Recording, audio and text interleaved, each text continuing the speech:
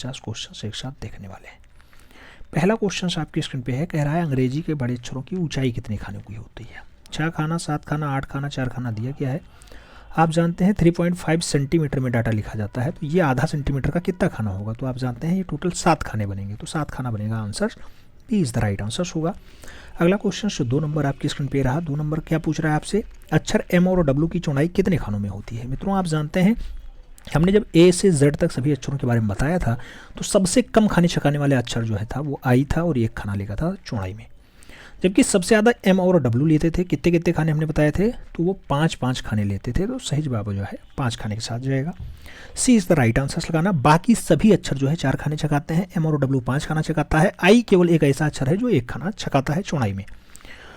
ऊंचाई सभी की 7 खानों में होती है, याद रखिएगा।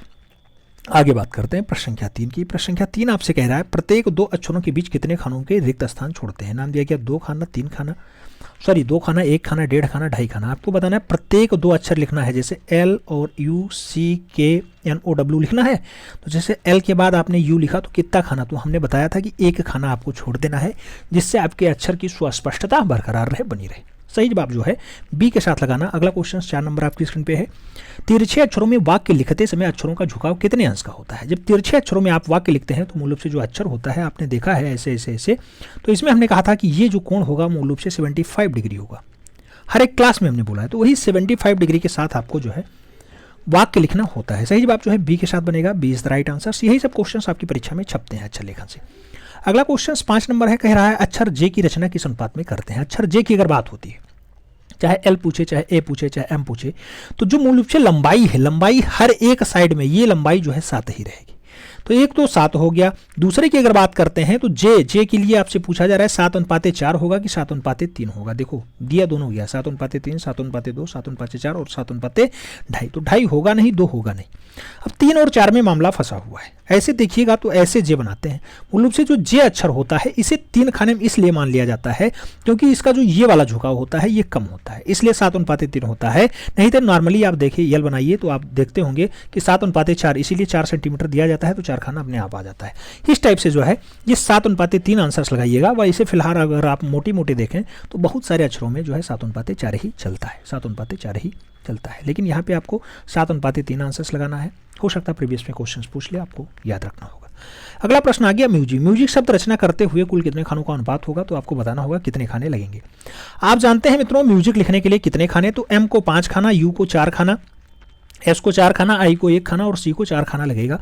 सभी के बीच एक जो है स्पेस होना चाहिए, तो ऐसे आप जोड़ दीजिएगा। 5 4 9 9 4 13, 13 1 14, 14 4 18, 18 के बाद 4 1 5 4 9 4 13, 13 5 18, 1 19 20 21 और 22, तो 22 खाना सीधा सीधा आपका लगेगा, क्योंकि प्रत्येक के बीच स्पेस भी छोड़ना है। तो वही आपका 18 है, 18 के बाद 2 और 2 4, तो 4 और ऐड होगा यानी 22 होगा। तो एक साइड में तो 22 हो गया। आप जानते हैं ऊंचाई सभी की प्रत्येक दशा में 7 ही होती है, तो 22:7 होगा। सही जवाब कौन सा होगा, 22:7 यानी सी इज द राइट आंसर होगा। अब मान लो यहाँ पे म्यूजिक दिया गया, हमने अक्षर काउंटिंग बता दिया, हर एक अक्षर कौन सा कितना खाना लेता है। ऐसे मान लो लखनऊ पूछ ले, LUCKNOW, आपसे एग्जाम पूछ ले, EXAM, कुछ भी पूछ सकता है। तो इन सभी पे अपनी प्रैक्टिस कर लेना, उम्मीद है आप लोग कर लेंगे। अगला प्रश्न मापनी से दे दिया गया। मापनी आप जानते हैं मित्रों की साधारण मापनी कितने प्रकार की माप दर्शाती है। 1 माप, 3 माप, 2 माप, 4 माप दिया गया है। आप जानते हैं जो साधारण मापनी होती है मूल रूप से 2 माप दर्शाती है, और 2 मापों में अगर और बढ़ाया जाए, तीसरा माप देखा जाए तो वो आपकी विकर्ण मापनी हो जाती है। दूसरा विकर्ण मापनी कितने माप जो है लगातार दर्शा सकती है, तो 3 4 2 5 दिया गया है। सही जवाब 3 माप होता है। आप जानते हैं 3 माप जो है विकर्ण मापनी में बहुत अच्छे से आ जाता है, बहुत अच्छे से दर्शाया जा सकता है। जैसे किलोमीटर, हेक्टोमीटर और डेकामीटर आता है। किलोमीटर, हेक्टोमीटर और डेकामीटर मूल रूप से विकर्ण मापनी में बहुत अच्छे से दर्शाया जा सकता है। आगे हम लोग बात करते हैं तो अगला पॉइंट आता है निरूपक भिन्न। निरूपक भिन्न का जो अंश है, आप जानते हैं नॉमिनेटर होता है, वो क्या है। नॉमिनेटर जो है हर से है, हर से बड़ा, अच्छा समान, अच्छा छोटा, अच्छा आधा। तो आपको बताना है निरूपक भिन्न का जो अंश होता है, अंश बटा हर, तो हर से सदैव जो है छोटा होगा। आप देखते होंगे 5 सेंटीमीटर की मापनी 10 मीटर को पढ़ रही है, तो आपको जो निरूपक भिन्न निकालना होगा 5 सेंटीमीटर ऊपर रहेगा, 10 मीटर के आगे 100 से गुणा करना होगा, फिर 5 दूनी 10, 1/200, इस टाइप से आप इसका निरूपक भिन्न निकालेंगे RF। और इसका जो इकाई अंक होता है वो कोई भी नहीं होता है, इकाई अंक 0 होता है, इसमें कोई इकाई अंक नहीं होता है। जो निरूपक भिन्न होता है आप जानते हैं इसका जो अंश बटा हर है, यानी इसका जो इकाई होता है मित्रों कोई भी इकाई नहीं होता। जैसे अभी हमने एक उदाहरण दिया 5 सेंटीमीटर बराबर 10 मीटर प्रदर्शित करता है, तो इसका निरूपक भिन्न हमने क्या निकाला था, 1 बटा जो है 200 निकाला था, 1 बटा 200 निकाला था ना। तो इसमें सेंटीमीटर बटा सेंटीमीटर हो जाएगा और सेंटीमीटर से सेंटीमीटर अपना काट देना। फाइनली जो आपका एग्जैक्ट रेशियो निकल करके आएगा वही आपका निरूपक भिन्न होगा। अगला प्रश्न वही दिया गया, निरूपक भिन्न का अंश सदैव रखा जाता है, तो अंश इसका सदैव जो है एक ही रखा जाएगा। सही जवाब बी के साथ लगाना, B is the right answer बनाना, सदैव एक ही इसका अंश रहेगा। अगला 11 नंबर प्रश्न कह रहा है विकर्ण मापनी द्वारा निम्नलिखित में से कितनी मापे यानी कितनी यूनिट जो है अंकित कर सकते हैं, तो किलोमीटर, हेक्टोमीटर, डेकामीटर या फिर किलोमीटर मीटर या फिर किलोमीटर या फिर किलोमीटर बटा मीटर। आपको सही जवाब देना है विकर्ण मापनी। विकर्ण मापनी आप जानते हैं कि 3 मापों को दर्शाती हो। 3 माप कौन से होंगे, किलोमीटर, हेक्टोमीटर और डेकामीटर। तो यही तीनों माप मूल रूप से विकर्ण मापनी पे जो है दर्शाए जाते हैं। सही जवाब जो है फर्स्ट के साथ लगाना, ए इज द राइट आंसर बनाना। बहुत सारे लोग कंफ्यूज होंगे कि यही क्वेश्चंस क्यों बार बार कराया जा रहा है। बाबू जो इंपॉर्टेंट है वही हम पढ़ा रहे हैं, एक्स्ट्रा कुछ भी नहीं करा रहे हैं, ठीक है। अगला प्रश्न, 4 गुणे 3 सेंटीमीटर के आयत का विकर्ण जो है 200 मीटर है। आपको बताना निरूपक भिन्न क्या होगा। अब 4 3 है, आप जानते हैं कि ये 3 है और ये जो है 4 है, ये 3 है, तो इसका विकर्ण की वैल्यू दी गई है, ये 5 होगा। विकर्ण आप जानते हैं ट्रिपल से 5 निकलेगा, 4 का स्क्वायर प्लस 3 का स्क्वायर इक्वल टू इसका स्क्वायर, एक्स का स्क्वायर, एक्स की वैल्यू निकल के आएगी 5। तो 5 का स्क्वायर जो है मूल रूप से आपका 200 मीटर दिया गया है। अब 5 की वैल्यू आपको 200 मीटर दे दी गई। अब आपको निरूपक भिन्न निकालना है, ऐसे नहीं निकलेगा, डायरेक्ट नहीं निकलेगा। 5 की वैल्यू 200 दी गई, अब आपको निरूपक भिन्न निकालना है। आप जानते हैं सदैव एक होता है, हर जो है बड़ा होता है। तो इसका निरूपक भिन्न आरएफ क्या निकलेगा, आरएफ इक्वल टू निकलेगा 5 बटा 200। 200 मीटर है, इसे भी सेंटीमीटर में कन्वर्ट करने के लिए 100 से गुणा करेंगे, 5 चौको 20, इस टाइप से 1 बटा 4000 इसका आंसर निकल करके आ जाएगा, 1 बटा 4000। ठीक है, तो सही जवाब क्या बनेगा, 1 बटा 4000 आंसर्स लगाना। सही जवाब बी के साथ बनाना, 20 द राइट आंसर होगा। स्क्रीनशॉट ले लेना मित्रों, थोड़ी सी फास्ट है, थोड़ा सा जल्दबाजी है, बाकी हम समझाने का पूरा प्रयास कर रहे हैं। उम्मीद करता हूं आप लोगों को समझ में आ रहा होगा। प्रश्न संख्या 13 की बात कर रहे हैं। 13 नंबर क्वेश्चन आपसे कह रहा है 4 वर्ग सेंटीमीटर बराबर 64 वर्ग मीटर को प्रदर्शित करने वाला निरूपक भिन्न भाग। 4 वर्ग सेंटीमीटर जो है 64 वर्ग मीटर को दर्शा रहा है। 4 की वैल्यू 64 दी गई है, आपको निरूपक भिन्न बताना है। 1 बटा 400 इसका आंसर दे दिया गया, बताओ 1 बटा 400 इसका आंसर दे दिया गया। 4 वर्ग सेंटीमीटर बराबर 64 वर्ग मीटर को प्रदर्शित कर रहा है। तो पहले तो सेंटीमीटर से वैल्यू सभी का हटा दो, फिर बताओ 4 बराबर 64, तो 1 की वैल्यू कितनी आई, आपको बताना 1 बटा 64।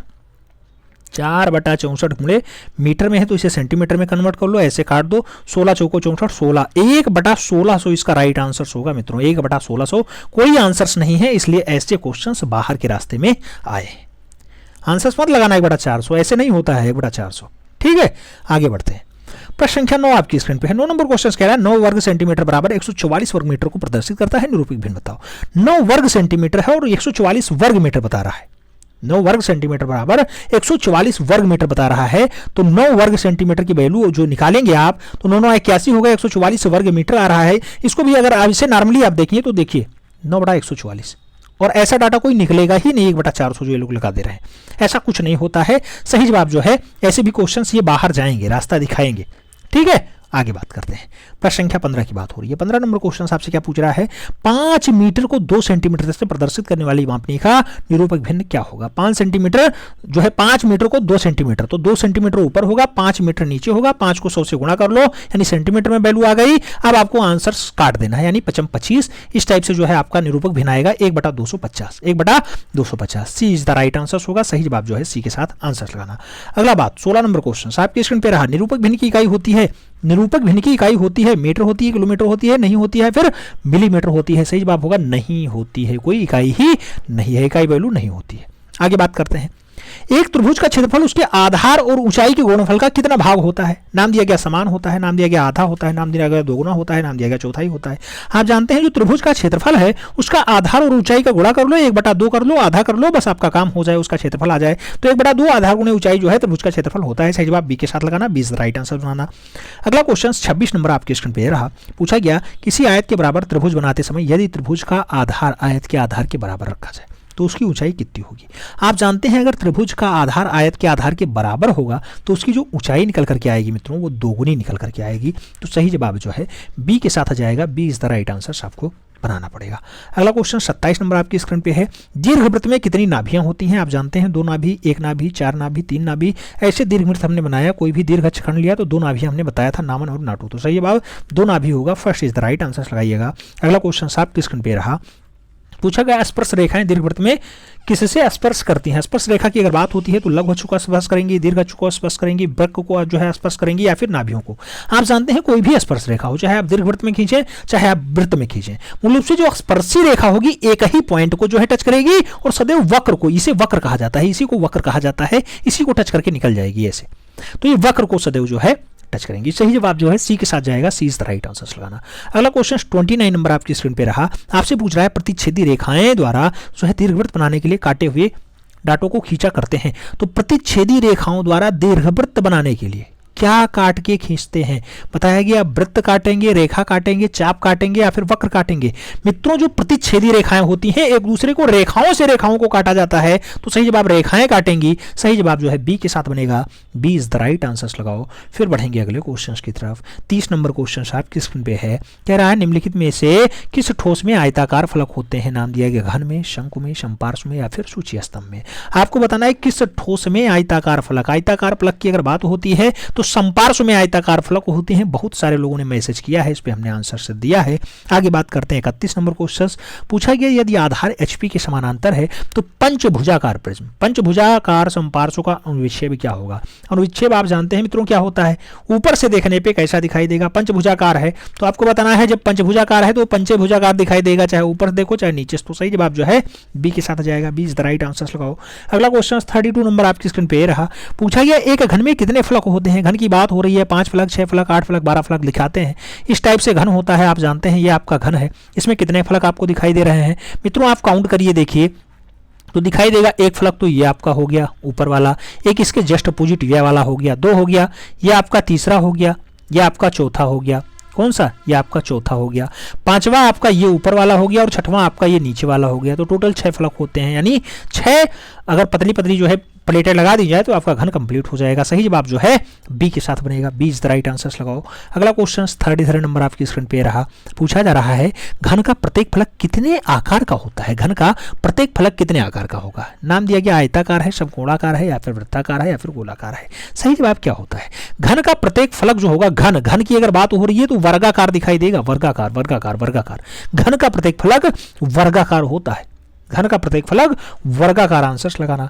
आगे बात करते हैं, अगला क्वेश्चन आ गया त्रिभुजाकार संपार्श्व। त्रिभुजाकार संपार्श्व के कितने पार्श्व होते हैं? 4 पार्श्व, 3 पार्श्व, 2 पार्श्व या फिर 5 पार्श्व। अगर त्रिभुजाकार 3 शब्द दिया गया तो त्रिभुज आकार में अगर बात करते हैं तो फाइनली उसमें 3 आकार होंगे। अगर चतुर्भुजाकार होता 4 होते, अगर पंचभुजाकार होता 5 होते, अष्टभुजाकार होता तो 8 फलक दिखाई देते। आगे बात करते हैं 35 नंबर क्वेश्चन।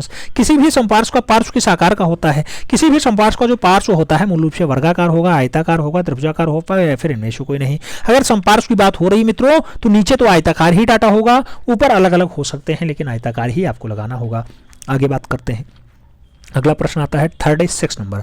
36 नंबर क्वेश्चन कह रहा है त्रिभुजाकार संपार्श्व के सिरे का आकार होता है त्रिभुजाकार, वर्गाकार, आयताकार, वृत्ताकार। जब त्रिभुजाकार शब्द दिया गया तो त्रिभुजाकार होगा। आगे बात करते हैं 37 नंबर। पूछा गया निम्नलिखित में से किसी ठोस का त्रिभुजाकार फलक है तो वो सूची स्तंभ होगा, शंख होगा, गोला होगा या फिर घन होगा। आपको बताना है किस ठोस में त्रिभुजाकार फलक। त्रिभुजाकार फलक की अगर बात होती है तो सूची स्तंभ वहां आंसर्स बन जाता है, सूची स्तंभ वहां पे आंसर्स बन जाता है। आपको जो सही जवाब लगाना होता है मूल रूप से सूची स्तंभ लगाएंगे। फिर बढ़ेंगे अगले क्वेश्चन की तरफ। 38 नंबर क्वेश्चन आपकी स्क्रीन पे। किसी शंकु का आधार किस आकार का होता है? वर्गाकार, त्रिभुजाकार, वृत्ताकार, इनमें से कोई नहीं। शंकु की अगर बात होती है मित्रों तो जो शंकु का आकार होता है, आकार ये नीचे वाला और ऊपर वाला, आप जानते हैं कि ऊपर वाला पॉइंट होता है और नीचे वाला जो है वृत्ताकार होता है। तो सही जवाब इसका आकार वृत्ताकार हो जाता है। सही जवाब जो है सी के साथ नहीं फर्स्ट के साथ बनता है, ए इज द राइट आंसर हो जाता है।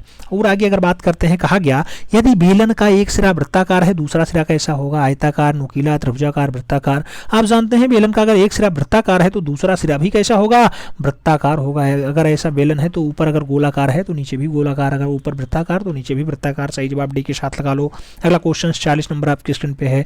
पूछा गया पंचभुजाकार सूची स्तंभ में कुल कितने त्रिभुजाकार पार्श्व होते हैं? नाम दिया गया 6, नाम दिया गया 3, नाम दिया गया 5, नाम दिया गया 4। अगर पंचभुजाकार शब्द दिया गया तो 5 होंगे, अगर षष्ठभुजाकार दिया जाता तो 6 होते, अगर अष्टभुजाकार दिया जाता तो 8 होते। सही जवाब जो है सी के साथ लगाओ, सी इज द राइट आंसर पाओ। अगला क्वेश्चन 41 नंबर। किसी गोले का उत्च्छेद और उन्विच्छेद। गोला आप जानते हैं इस टाइप की आकृति होती है। अब इसे आप चाहे ऊपर से देखो, चाहे नीचे से देखो, चाहे अगल से देखो, चाहे बगल से देखो। उत्च्छेद बटा उन्विच्छेद, उत्च्छेद होता है फ्रंट से देखने पे, उन्विच्छेद होता है ऊपर से देखने पे। तो सदैव वृत्त बटा वृत्त ही दिखाई देगा, चाहे जिस साइड से देखो आप। तो आंसर जो है बनेगा बी के साथ बनेगा, B is the right answers लगाना। अगला क्वेश्चन आपका 42 नंबर आपकी स्क्रीन पे है। क्षैतिज समतल पे अपने सिर पे खड़े बेलन का उत्छेद कैसा होगा? नाम दिया गया वृत्ताकार, वर्गाकार, आयताकार, त्रिभुजाकार। आप जानते हैं क्षैतिज समतल पे अपने सिर पे खड़ा है बेलन तो उसका उत्छेद कैसा दिखाई देगा? अपने सिर के बल अगर जो है वो खड़ा है तो मूल रूप से आप इसे देखेंगे तो कैसा दिखाई देगा इसका उत्छेद? तो इसका उत्छेद जो है आयताकार दिखाई देगा। यह आयत ही दिखाई दे रहा है ना, तो सही जवाब आयताकार होगा, यानी सी इज द राइट आंसर बन रहा है। आगे बात करते हैं, कहा गया यदि एक त्रिभुजाकार समपार्श्व अपने सिर पे क्षैतिज समतल पे खड़ा हुआ है और मूल रूप से सिरे का ऊर्ध्वाधर समतल के समानांतर है तो उसको विक्षेप कैसा दिखाई देगा? त्रिभुजाकार समपार्श्व भैया तो त्रिभुजाकार ही होगा, सही जवाब त्रिभुजाकार के साथ लगा लो, ज़्यादा पढ़ने की जरूरत नहीं है। आगे बात करते हैं, शंकु तथा बेलन का पार्श्व किस आकार का होता है? आयताकार, वृत्ताकार, जो है वर्गाकार, वक्राकार या फिर इनमें से कोई नहीं। शंकु और बेलन का जो पार्श्व होता है आप देखते होंगे इस टाइप से होता है, इस टाइप से, ठीक है। तो ये जो होता है ये ऐसे वक्राकार होता है, तो सही जवाब वक्राकार बनता है। वक्राकार इज द राइट आंसर लगाना। फिर हम लोग बढ़ेंगे अगले क्वेश्चंस की तरफ। अगला क्वेश्चन आपकी स्क्रीन पे है 45 नंबर। पूछा गया है घन के कितने कोर होते हैं? घन की बात हो रही है मित्रों। कोर मतलब होता है किनारा, और किनारा इस टाइप से काउंट किया जाता है। देखो ये आकृति आपकी बनी और इसमें जो है किनारे ये हैं, हर एक दीवार आपकी किनारी है। जैसे 1 2 3 4, 4 इस साइड में, 4 अंदर वाले, 1 2 3 और 4, 4 4 8 हो गया, 9 10 11 और ये ग्राउंड वाला 12, टोटल 12 कोर होते हैं, याद रखिएगा। अगर फलक पूछे आपसे तो आप 6 लगाइएगा, अगर कोर पूछे 12 लगाइएगा। आगे बात करते हैं, अगला पॉइंट आया। अगला पॉइंट कह रहा है निम्नलिखित में से किसी ठोस में त्रिभुजाकार फलक होता है? घन में, शंकु में, पिरामिड में या फिर प्रिज्म में? आप जानते हैं मित्रों त्रिभुजाकार फलक इन चारों देखने के बाद आपको पिरामिड लगाना होगा, सी इज द राइट आंसर बनाना होगा। अगला क्वेश्चन 47 नंबर। एक वर्गाकार प्रिज्म में कितने आयताकार फलक होते हैं? नियम दिया गया 3 2 4 5। आपको वर्गाकार प्रिज्म बताना है। वर्गाकार प्रिज्म में कितने आयताकार फलक? तो सही जवाब बनेगा 4 आयताकार फलक। सही जवाब सी के साथ बनेगा, सी इज द राइट आंसर लगाओ। अगला क्वेश्चन 48 नंबर आपकी स्क्रीन पे ये रहा। आपसे पूछ रहा है मित्रों कि एक वर्गाकार प्रिज्म की भुजा ए है, उसकी ऊंचाई बी है, उसका एक आयताकार फलक का परिमाप क्या होगा? आप जानते हैं मित्रों 2ab होगा, ab होगा, a + b होगा या फिर a² b² होगा। आप जानते हैं परिमाप क्या होता है? चारों साइडों का माप, चारों साइड होगा। अगर ये a दिया गया तो ये a होगा, अगर ये b दिया गया तो ये b होगा। तो आगे 2 लगा लो, ब्रैकेट में जो है a + b कर लो, चाहे आप 2a 2b लिख लो। सही जवाब जो है सी के साथ लगा लो, सी इज द राइट आंसर बना लो। अगला क्वेश्चन आपकी स्क्रीन पे रहा 49 नंबर। कह रहा है षटभुजाकार समपार्श्व में कुल कितने आयताकार फलक होते हैं? षटभुजाकार शब्द दिया गया तो मित्रों 7 नहीं 6 लगाना, 6 लगाना। षटभुजाकार मतलब षट मतलब होता है 6, तो 6 लगाना। अगर अष्टभुजाकार कहता तो 8 लगाना, ठीक है, ज़्यादा पढ़ने की जरूरत नहीं। आगे बात करते हैं 50 नंबर। किस ठोस का आधार जो है वृत्ताकार होता है? नाम दिया गया सूचीय स्तंभ, घन, शंकु और समपार्श्व। आप जानते हैं आधार ये होता है, ये जो है सदैव वृत्ताकार शंकु का होता है। तो सही जवाब जो है सी के साथ लगाना, सी इज द राइट आंसर बनाना। फिर बढ़ेंगे अगले क्वेश्चन की तरफ। 51 नंबर क्वेश्चन कह रहा है निम्नलिखित में से किस ठोस में वर्गाकार फलक होता है? नाम दिया गया समपार्श्व, सूचीपार्श्व, जो है घन और शंकु। आपको बताना है किस ठोस में वर्गाकार फलक होता है। वर्गाकार फलक आप जानते हैं मित्रों कि जो आपका ये घन होगा, घन सदैव इसमें फलक जो होंगे ये वर्गाकार ही होंगे। तो सही जवाब जो है वर्गाकार होगा, यानी घन होगा। सही जवाब सी के साथ आंसर्स लगाओ। अगला क्वेश्चन आपकी स्क्रीन पे है। आपसे पूछ रहा है मित्रों कि किसी सममितीय दृश्य में एक साथ कितनी बीमाएं मिलती हैं? सममितीय दृश्य होता है तो आप जानते हैं कितनी बीमाएं। आपने आधार रेखा खींची, 1 पॉइंट, 2 पॉइंट, 3 पॉइंट, तो ये कितनी बीमाएं मिली? 3 पॉइंट, यानी 3 बीमाएं। तो सही जवाब जो है 3 बीमाओं के साथ बनता है। आप जानते हैं आधार रेखा पे 3 बीमाएं खींच करके हम लोग सममितीय चित्र बनाते हैं। आगे बात करते हैं 66 नंबर क्वेश्चन। सममितीय विक्षेप यानी चित्रण किस कोण पे किया जाता है? आप जानते हैं 30 डिग्री, 45 डिग्री, 60 डिग्री, 50 डिग्री दिया गया। सबसे पहले हमने आधार रेखा खिंचवाते हैं तो हर एक पॉइंट पे आपको 30 डिग्री दाएं और 30 डिग्री बाएं इसलिए कहा जाता है क्योंकि इसी पे सममितीय चित्र सबसे ज्यादा बनता है। तो सही जवाब जो है 30 डिग्री के साथ बनेगा। सही जवाब जो है फर्स्ट के साथ दिखाई देगा, इज द राइट आंसर लगाना। अगला क्वेश्चन 67 नंबर आपकी स्क्रीन पे है। सममितीय चित्रण का आविष्कार कैम्ब्रिज निवासी प्रोफेसर फेरिस ने किस वर्ष किया? प्रोफेसर फेरिस ने 1822 में खोजा, 1825 में खोजा, 1820 में खोजा या फिर 1823 में खोजा? कैम्ब्रिज के निवासी हैं फेरिस महोदय, ये 1822 ईस्वी नहीं 1820 ईस्वी में खोज देते हैं मूल रूप से सममितीय विक्षेप। तो आपको सही जवाब जो है सी के साथ लगाना, सी इज द राइट आंसर बनाना। अगला क्वेश्चन 68 नंबर आपकी स्क्रीन पे है। मकान बनवाने में प्रयुक्त एक साधारण ईंट सम्मुख दृश्य होगा। आपको बताना वर्ग होगा, आयत होगा, समलंब होगा या फिर अष्टभुज होगा। तो मकान बनवाने में प्रयुक्त एक साधारण ईंट का जो सम्मुख दृश्य होता है, आप जानते हैं ईंट कैसा होता है? ऐसा होता है, ऐसा, ऐसा, ऐसा और ऐसा। आपको बताना है ईंट कैसा होता है, तो ईंट का ये वाला आकार आपको कैसा दिखाई दे रहा है? चाहे ये ऊपर वाला आकार देख लीजिए, आयत ही होगा। तो सही जवाब जो है आयताकार होगा, B is the right answer होगा। आगे बात करते हैं, लगभग अंतिम क्वेश्चन आपकी स्क्रीन पे है। आपसे पूछ रहा है सममितीय चित्र में छिपे पार्श्वों की संख्या कौन सी रेखाओं द्वारा दर्शाई जाती है? नाम दिया गया हल्की सपाट है, हल्की बिंदुदार है, हल्की बिंदुदार है, सॉरी गहरी बिंदुदार है, हल्की बिंदुदार है या फिर मोटी है। आपको बताना है समितीय चित्र में छपे हुए पार्श्वों को कौन सी रेखा द्वारा दिखाया जाता है। तो जो पार्श्व होते हैं उनको जो है गहरी बिंदुदार रेखा द्वारा दर्शाया जाता है। सही जवाब जो है सी के साथ बन रहा है। सी इज द राइट आंसर्स लगाना। अब आप ओवरऑल बताना कि आपका स्कोर यहाँ पे